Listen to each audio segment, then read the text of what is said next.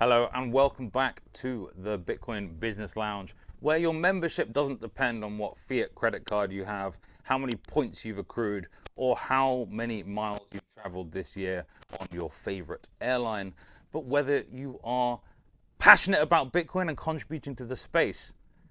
I'm very fortunate to be rejoined by the only previous guest of the Bitcoin Business Lounge.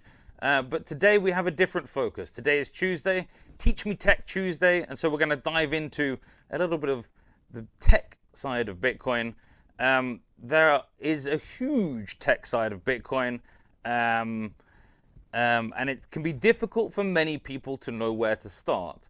I think one of perhaps the most important thing of Bitcoin is that you can take it into self-custody, that you can truly possess your own Bitcoin, but it's not without challenges, and it's the different ways in people hold Bitcoin have different trade-offs, and so we're gonna try and dive into a little bit of the how-to today, but also try to explain some of the common terms that people use. A lot of the wording can be very confusing for new people. So, firstly, welcome back, Kiki. Where did maybe you could start by telling us a little bit about how you felt learning about the tech of Bitcoin. Yeah, thanks for having me. How did I feel learning about the tech of Bitcoin? Well, when I first started learning about Bitcoin, I had nothing but time on my hands, which was very helpful. It was during the lockdowns in 2020. And I think just having that time really helped me get a lot more comfortable in practice. I did a lot of practice before I even bought my first Bitcoin, which, kind of instilled a little bit more confidence in the entire process, right? I watched a lot of tutorials as well before I even bought anything. I'm the type of person who likes to do a lot of research, and I dove right in and went for a cold card out the gate, which is maybe not something I would recommend for And so which BTC Sessions video were you watching? Exactly. No, I'm a huge fan of cold card. Yeah. The calculator type device. But I feel like that's you started with a cold card, so you didn't start with using some sort of self-custodial wallet on your phone or something like this. You just went straight for into the deep end. No, yes, fair enough. My first initial purchases were on like a custodial wallet. Just again, not feeling confident in my own understanding, in my technical ability, that sort of thing. So those were some of the first purchases. And then after a couple, really, it was like, okay, if I'm going to take this seriously, I'm going to take this seriously. And then bought a cold card. I'm also Canadian, and we like to support our people, I guess. That's very respectable. That's part of it. I think many people, when they first buy Bitcoin, maybe don't even know about the concept of self-custody, right? They might have bought Bitcoin on an exchange. They haven't necessarily been told all about Bitcoin by someone who has what we no longer consider to be extensive technical knowledge, but is for many people. I personally went from having Bitcoin on an exchange to trying some sort of collaborative multisig model. Now, here's a whole bunch more terms. We're talking multisig is just a type of wallet where you don't have a single key. You don't just need one signature necessarily to be able to spend the Bitcoin. The appeal for me was around things like redundancy. One of the common things people say in the world of Bitcoin self-custody is that people do make mistakes, and so I think it's It's why when people ask us, hey, do you think we should buy Bitcoin? We say, no, learn about Bitcoin first. It's the same thing is true with self-custody, and perhaps even more so, because the stakes are greater, right? If you lose your Bitcoin, if you lock yourself out of your Bitcoin, there may not be a way of getting back in, right? You need to look after your keys, and this is I think can be a very daunting concept for many, and that for myself included, which is why I went for this collaborative multisig type model where some third party was holding a backup key should I lose one of the two keys that I held.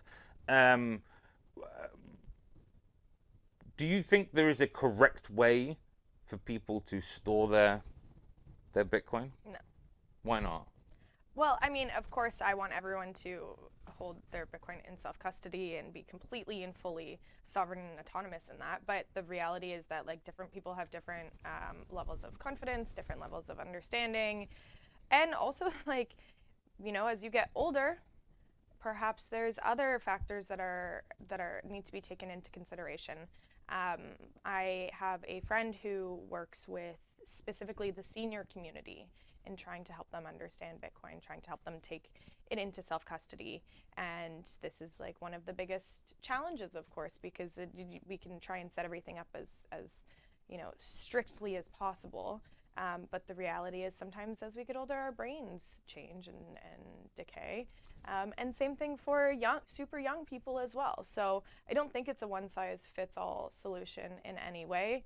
I think, you know, most hardcore Bitcoiners, we all understand kind of the basic principle, and it would be great for us all to live in a world where this is the reality, but it's just not the case. I find it a bit utopian, and I think that to completely like brush everything else off, it does a serious disservice to individuals using Bitcoin and to Bitcoin adoption.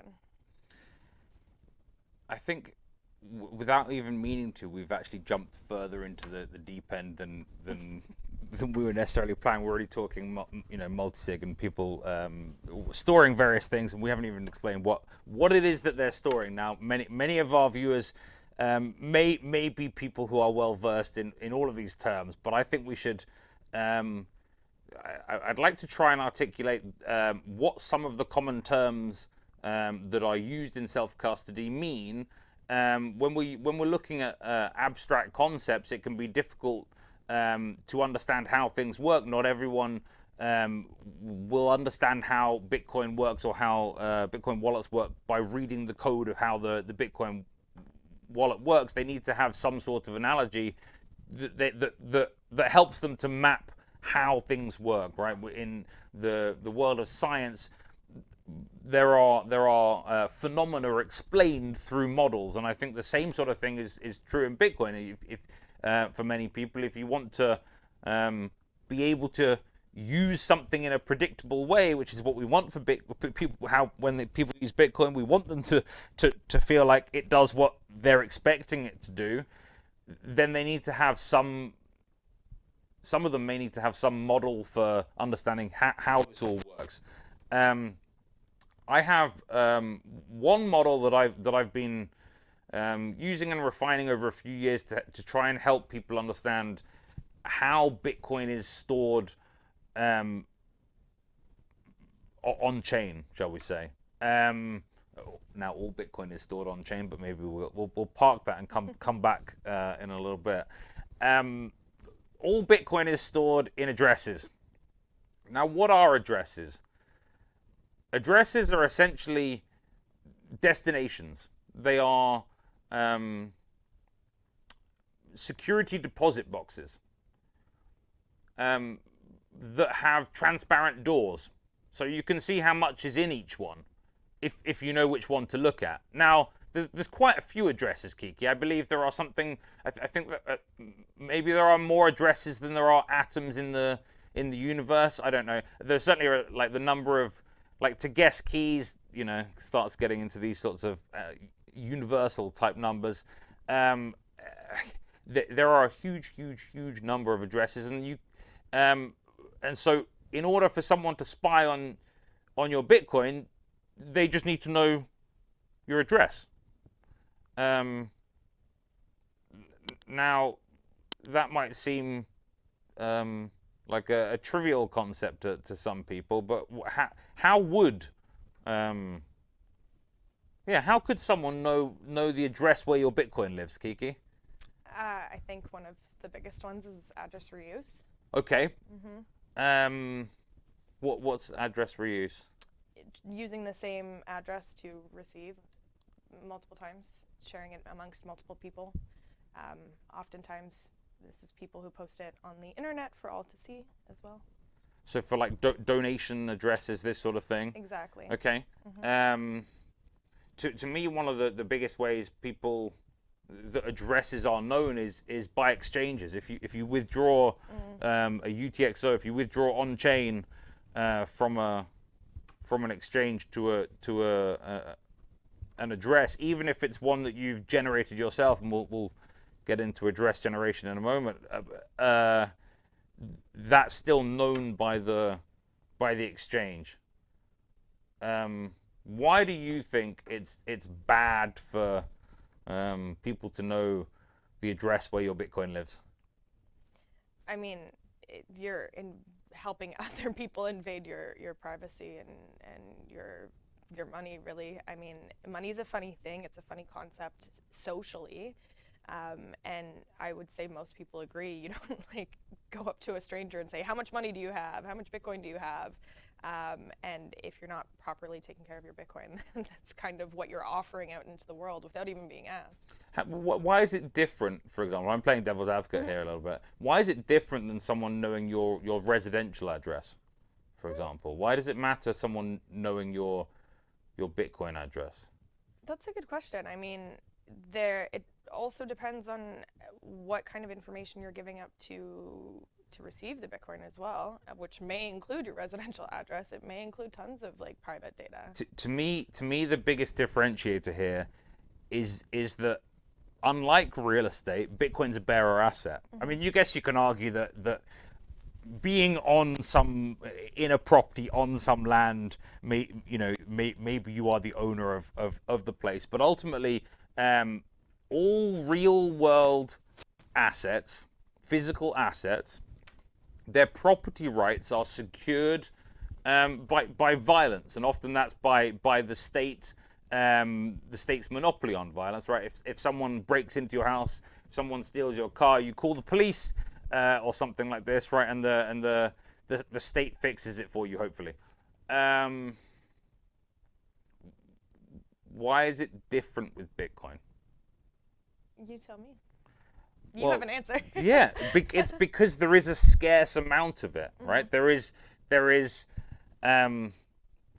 will only ever be just shy of 21 million Bitcoin, and if someone steals your Bitcoin, it cannot be replaced by kind of recreated Bitcoin. If someone steals your car, they can build a new car. If someone steals your house, I guess it takes a bit of time to get rid of the people that are in your house. But the point is that like the in the fiat world there can be restitution sometimes because it's been printed, right? Well, in 2008, in the financial crisis, when all the banks, not all the banks, when a lot of banks lost a lot of money, it wasn't, they weren't just let to fail, right? They weren't just allowed to fail. The state printed money and handed it to the banks. But you can't do that with Bitcoin. And I think that's the best thing about Bitcoin. Other people, many people in the normie world, in the fiat world, seem aghast that you can't. If you lose your Bitcoin, that you have to, that it's game over. That responsibility is a real thing. But it gives power back to the people that are responsible, right? If in the fiat world, when they do these bailouts, that money doesn't just come out of nowhere and have no consequences. It it dilutes the money that everyone else has. And it's the single biggest reason why I think why Bitcoin exists, right? If you look at the Genesis block, a little homework for you on Teach Me Tech Tuesdays, go check out the Genesis block. On the Genesis block, there is a message from Satoshi that references the headline of the Times, one of the leading newspapers here in London, the Times newspaper, Chancellor on brink of second bailout, right? I'm getting chills now. The central banking is the reason why Bitcoin exists, right? They steal from everyone, and it's not fair. It's not fair. Now we've gone off a bit of a tangent here, but I'm reminded of the show I did with I only show last week when I joined her on the Roxom report, and I talk about how the reason gold failed is because there was a centralizing pressure with regards to custody, and then they printed a bunch of paper gold, and okay, maybe gold's doing better than the S&P 500 over many years, but that doesn't mean very much. It hasn't outpaced inflation. It doesn't buy you maybe what it should do, and it's because of the custody. Now, this is why I'm so passionate about Bitcoin self-custody. It's not just because it's how Satoshi intended it for it to be used, right, without custodians and intermediaries, but because if it doesn't happen, I think Bitcoin fails as an inflation hedge. Can it still work as a peer-to-peer digital cash? Sure, but if people do not take self-custody, the price will not do what many people think it really can do.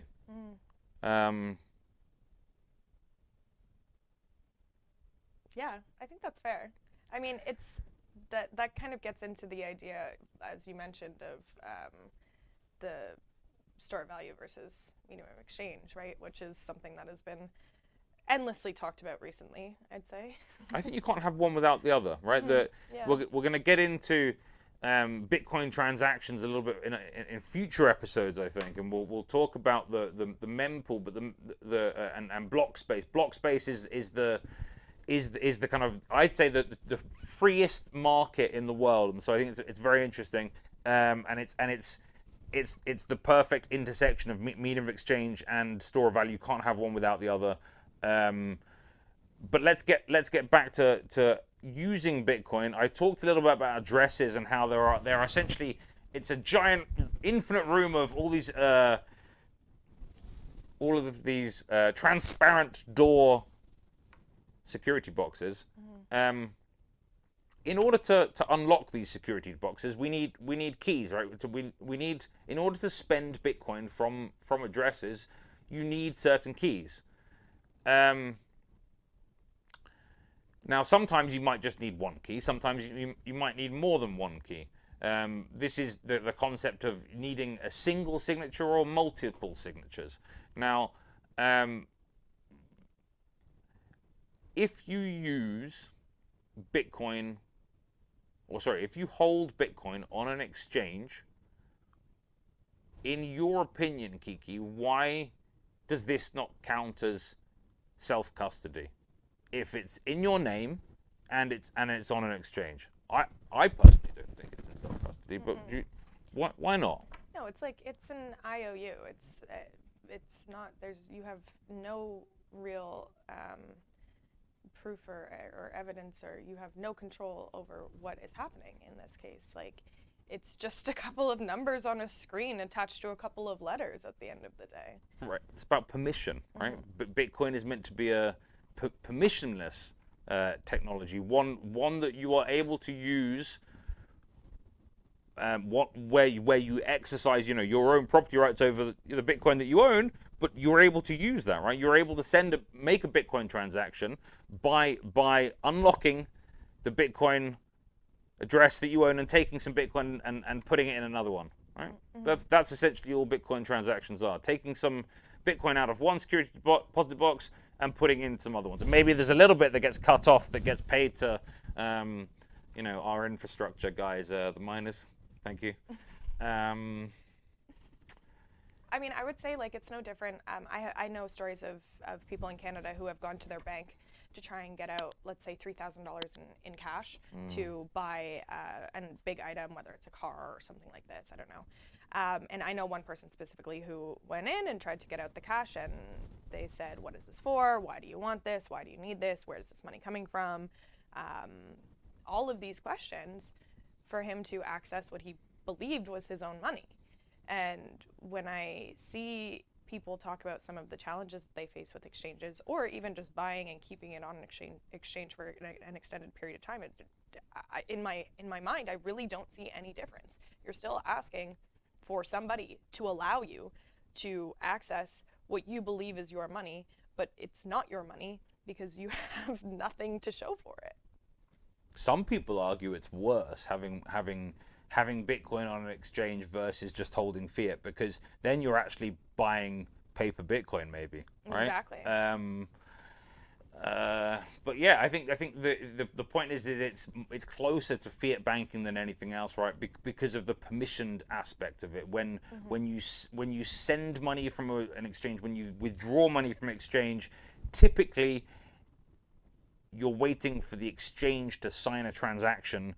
And often what they do is they pool a bunch of their customers' transactions and do it in one giant one and save a bunch of money on fees, but still charge you the full fees or whatever it may be, right? A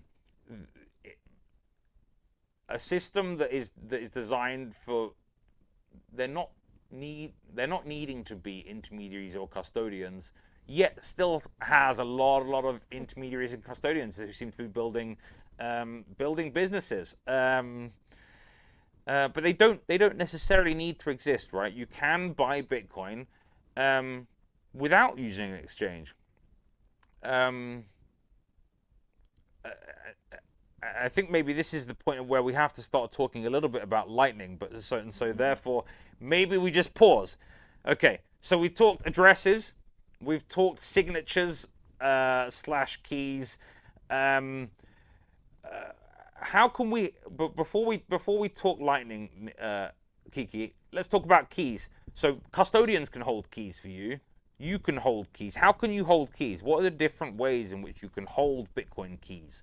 I mean, there's plenty of different ways, some more secure than others. For example, some people hold their keys in their iCloud account, which I would definitely not recommend. Don't do that, bad call. But you can write it down on paper if you so choose. There's options to do it in more hardware, like fireproof, etc. So you talk about writing down on paper. There is there are different ways to represent Bitcoin keys, and we have something called a private key and a public key. A private key is the thing that needs to be kept secure and private, and if someone else knows your private key, then they can spend your Bitcoin. If they know your public key, they can work out the addresses where your Bitcoin lives.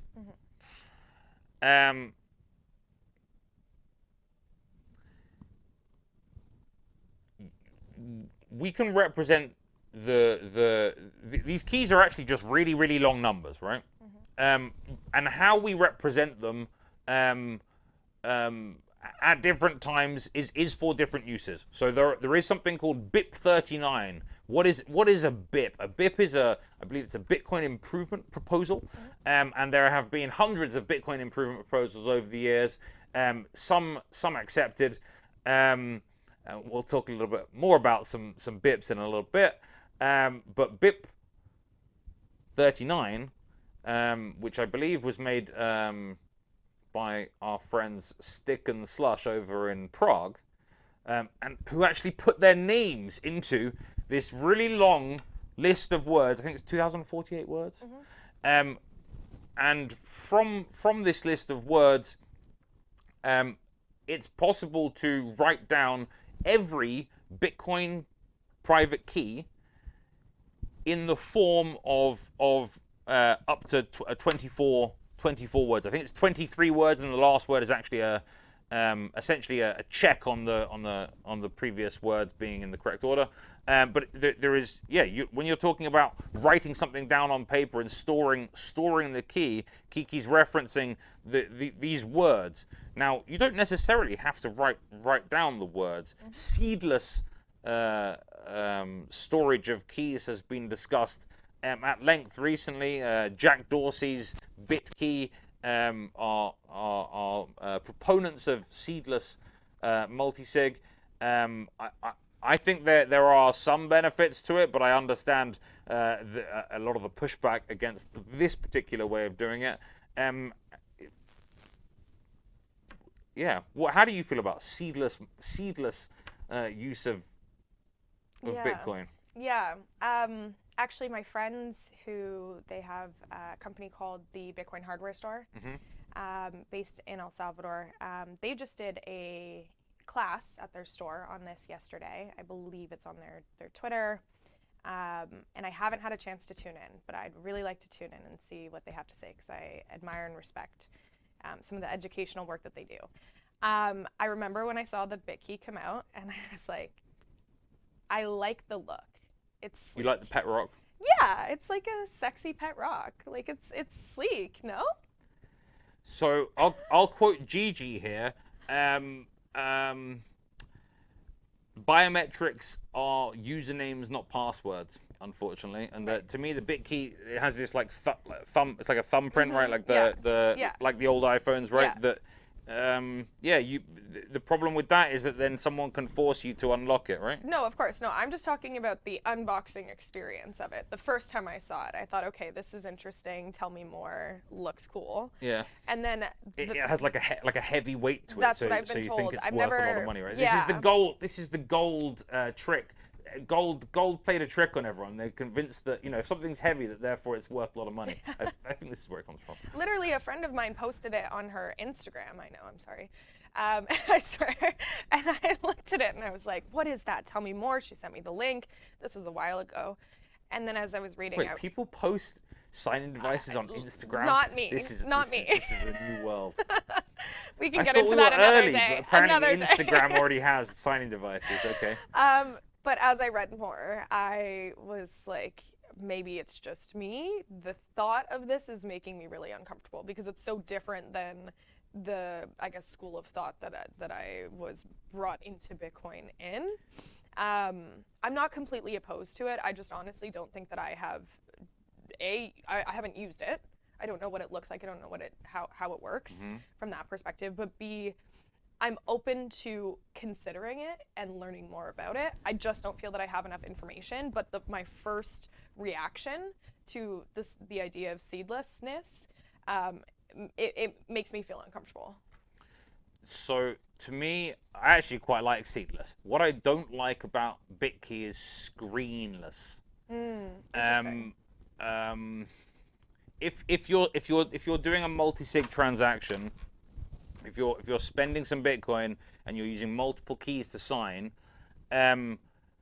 you should be checking that transaction on at least one offline device. Yeah. This is quite a lot to talk about in one thing here, but why does that matter? Why does checking a transaction on a screen matter? I mean, the first thing for me is that I've heard horror stories of I forget what they're called, but one character, maybe an L is an I or something like this, things being changed, and boom, there goes everything. That's the first thing that comes up for me. To me, it's about this mantra that we hear in Bitcoin so much: don't trust, verify. And it gets thrown about a lot. But to me, the single most important use of don't trust, verify is around how sovereign your use of Bitcoin is. If you're using a custodian, you're trusting them with a few things. If you're using some sort of wallet on, say, your phone, you could be also trusting a couple of things, right? Like if you're using iOS, for example, you can't actually check the source code of the app that you download. Whereas you can on some Android devices. But even still, even if you check, the app, how do you know what it's actually doing on a particular day on your phone when that device is connected to the internet with, do you know what other software on that device? And so when we're, if you're trying to be sure about, if you're trying to be responsible with your own Bitcoin, there are levels to how responsible you can be. If you are trusting an app on your phone about the destination of where this Bitcoin is going, or rather, let's say you generate an address on that app, how do you know you have full sovereignty over that address? How do you know someone else doesn't have sovereignty over that address? And we've talked maybe about a couple of different things here: address generation and signing, which are two separate things, but them happening and checking the transaction as well. Doing everything on an internet connected device puts you at risk of foul play, and so to me, the bit key way of doing things when you're using their app and then their device that doesn't have a screen is a bad combination. You mentioned Cold Card before. I like Cold Card. CoinKite also have a screenless device that's called a tap signer that are like credit card style devices that are quite a bit cheaper. But again, they don't have a screen. So don't use it as the only signature. Don't store Bitcoin in an address that is only managed by screenless keys, or not even screenless keys. Because I don't just mean the one, if it's on a phone as well, that's got a screen. But I mean, if you can't independently check things, don't trust them as the single point of failure. I'm very wary about single points of failure that I don't like single sig. How do you feel about single sig versus multi-sig?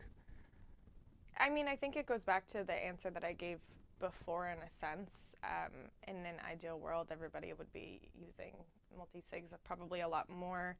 But if you're gonna be, unfortunately, a lot of people are very intimidated by all of this. So I think it's kind of like a step-by-step process. Some people can go straight into multi-sig and be okay with it. Some people are totally good to do that. But the reality, honestly, I genuinely think a lot of people are not prepared for that technically, also like emotionally, like the idea, the kind of process that you have to go through to truly understand that you are now responsible for your own money and therefore everything of yourself. Like, as we both know, and many people who will watch this, like, will probably be able to relate, like, it is a process and it involves a lot of like maybe like ego death in a way, and it can be very, very, very, very scary. And with full sovereignty comes full responsibility. Exactly. And I think sometimes people who have been using Bitcoin for a long time, or maybe sometimes on the technical side of things, and no disrespect in any way to anybody, but I think it's something that we kind of forget, especially when we're talking about new people coming into the space. So yes, again, multi-sig, great. Nothing bad to say about it currently, but it's not, you can't jump from, I'm not going to orange pill my mom tomorrow and have her multi-sig the day after. You know what I mean? Like, it's just probably not a good idea, in my opinion. But that being said, of course, that's the goal. What about if it was like a 2 or 4 multi-sig where you had 2 keys and she had 2 keys, and then you can bail her out? I mean, I love that, except with my mom, I'm still working on it. Yeah, It's been 5 years, but I know what you mean. Yeah. I think that Kiki made this point earlier that there is no correct way of storing your Bitcoin, and you need to feel comfortable with how you are doing it because you are responsible in this world of self-custody. You are also in the most powerful position that you can be. You can leave the country with your wealth. You can. If you do it well, I think you can't be easily robbed or extorted, unlike with many other things. There are many different ways to hold Bitcoin. I don't think anyone necessarily chooses to just use one at a time, right? We mentioned Lightning a little bit earlier. I've now forgotten in what the exact context was, but in purchasing. In purchasing, right? Okay, so Lightning is a technology layer, should we say, that's on top of Bitcoin. Something like this is essentially a payments routing network. The analogy I like to use is that it's a bit like all the flight paths across the world. So if you can picture all the airports across the world, and there are flights between them of a limited capacity, this is essentially what the structure of the Lightning network is like. You have routing nodes; those are similar to hub airports, and you have other nodes on the network that are more like more provincial airports, right? Local airports that may only have a limited capacity between that place and one local hub, for example. If you can picture that sort of network, then I think you can picture the Lightning network. Now, many people don't have their own airport. To have your own airport is essentially to have your own Lightning node, or to have I guess a Lightning node on a phone. Some of those are, I'll say, only connected to one hub. So something like Phoenix, for example, which is a popular Lightning wallet of many people, is only connected to the async node, and so all the payments then route through that node. Why do you like Lightning? It is one of the, I think before I used... It's kind of magical, isn't it? Yeah, before I used Lightning at all, I was kind of going down the rabbit hole, believing in Bitcoin. I mean, I moved to El Salvador to learn more and to get more involved in Bitcoin, but it wasn't until I got into El Salvador and used Lightning for the first time that I really understood, like the magic of it and the simplicity of it and the just the thing is, it's kind of like, maybe I've heard this theory about flying business class. Once you fly business class, it's really hard to go back to economy, right? I feel like you're quoting a friend of ours, but we won't say who. But once you use Lightning and you use it consistently, it's really hard to go back to anything else, to be honest with you.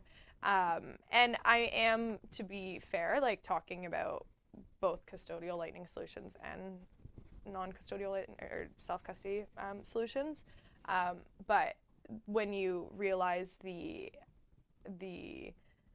opportunity to transact worldwide quickly, efficiently, permissionlessly to a certain extent, it really kind of revolutionizes the way you look at everything else, and it's hard to go back from. Yeah. I still think it's fun. Every time I make a Lightning transaction, it's still fun, and maybe that's silly. And I don't feel the same with fiat. Yeah, I still think it's fun too. Yeah. What I love about it is that you like the idea of like having to go in between all these different currencies, and if you travel at all, let alone extensively, it's a game changer. Like, I was in Barcelona last weekend, and I had a couple of Polish zlotys left over that I sold to a friend who was going to Poland the following day, and I got the reimbursed in Lightning in Barcelona, Right. zlotys, and Right. they're like Right. not even Polish or Spanish Right. or using the US dollars. Like, and it was so simple.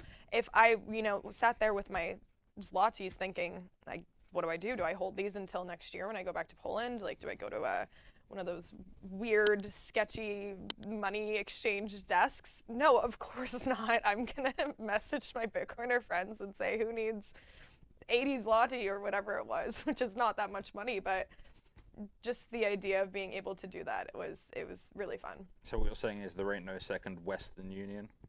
That's exactly what I was saying. Yeah. No, I do love the swapping cash for Lightning is fantastic. If you need cash and you're in a foreign country, often and you're with Bitcoiners there, you ask if you can buy some local cash off them, or rather that you say, would anyone like to buy some Bitcoin, and maybe they're queuing up. It is beautiful. We talked about this earlier. Okay, well, how do you acquire Bitcoin if not through an exchange? And this is one of the best ways. And it works in both ways. If you go to local Bitcoin meetups, there are usually people who are looking to buy or sell with cash. It's meant to be a peer-to-peer technology, right? And I think the buying of it should be a peer-to-peer technology. In the early days, long before my time in Bitcoin, the majority of Bitcoin was bought and sold peer-to-peer. And then the centralized exchanges, exploded, and that's how many of us bought our first, sats.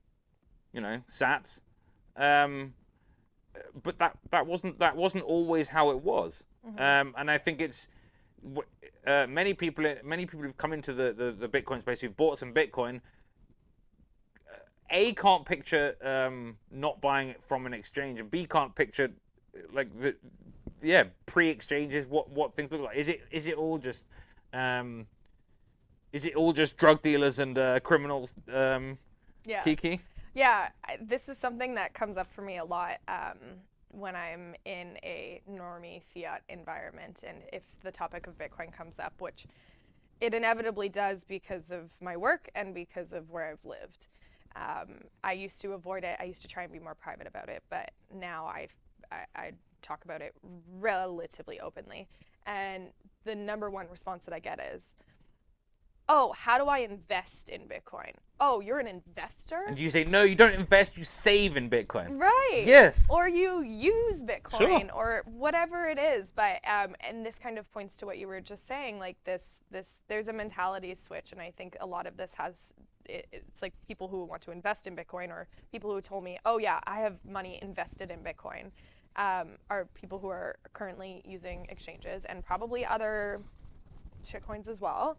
But then to open their mind and say, well, what do you mean you invest in it? Like, you invest in a Bitcoin company, or you own Bitcoin? Like, which one is it?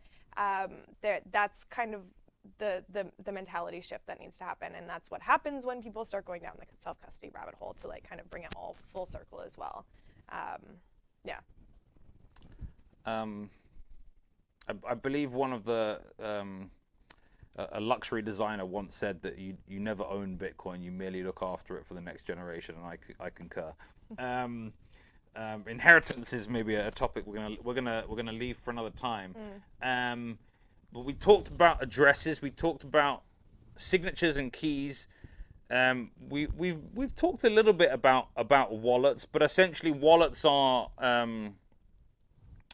software that enable you to create Bitcoin transactions that you can then sign. There is some confusion around the term wallets to mean also the signing device, but they don't have to be. You can have like software keys, so to speak, like keys that are stored just on a mobile device, on a computer, that are not stored somewhere else. But wallet and signing device are two different things. To me, a cold card is a signing device, and nunchuck is a wallet. Now, I don't think those should be you should use the same thing for both, the same company for both. So, if you want to use Ledger, don't. But if you are going to, don't. But if you really insist on doing it, okay, then don't use Ledger Live as the wallet software, right? Try not to have single points of failure when it comes to Bitcoin self-custody. If you create vertically aligned stacks with one company, then you're creating a single point of failure. Even if you don't buy the ledger hat that has, you know, a little space for you to store your ledger on the side of it. Oh, hats. So yeah, I'm wearing a hat. This hat says Core on it, and it was signed by one of the most prolific core developers, Luke Dash Jr., just somewhere here, because and by many other Bitcoin developers at Bitcoin Plus Plus in Austin. Why am I drawing attention to the hat? It's not about the great conference where I got it from. It's about Bitcoin Core or Bitcoin Knots, whatever you want, guys. But run a node. What is a node? Well, we talked about this room of safety deposit boxes where you go and look at your Bitcoin. What a node enables you to do is to go into that room on your own without some banker and go look at your Bitcoin on your own and go send Bitcoin on your own and not have someone watching over your shoulder while you do such a thing. It's all very well said and done. Okay, you store Bitcoin in an address that you control. Is that real self-custody? To me, it's almost there, right? It's yes, you have full sovereignty, but you're being watched. You're using someone else's node. You're still in someone else's bank. And with peer-to-peer money that is designed without a need for intermediaries and custodians, that means it's designed to be bankless, right? And so therefore, if you want to use it properly, then you need your own bank. So, Kiki, thank you very much for coming back to the Bitcoin Business Lounge. This was Teach Me Tech Tuesdays live on RoxomTV. I'm Walton. Thank you very much. We'll see you soon.